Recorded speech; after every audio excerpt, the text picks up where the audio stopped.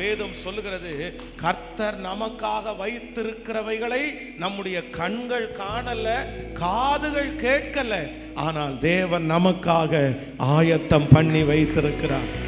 ஆபிரகாமை குறித்து வேதம் சொல்லுகிறது, ஆபிரகாமுக்கு ஒரு பெரிய மன கஷ்டம் முன்னாடி இருக்குது. அப்படின்னா தன்னுடைய நேசகுமாரன், தன்னுடைய ஏகசுதன், ஆண்டவர் அவனை கொண்டு போய் மோரியா மலையில பலியிடுன்னு சொல்றாரு. தனக்கு முன்னாடி இருக்கிறதெல்லாம் சோகம், தனக்கு முன்னாடி இருக்கிறதெல்லாம் பெரிய வருத்தம்.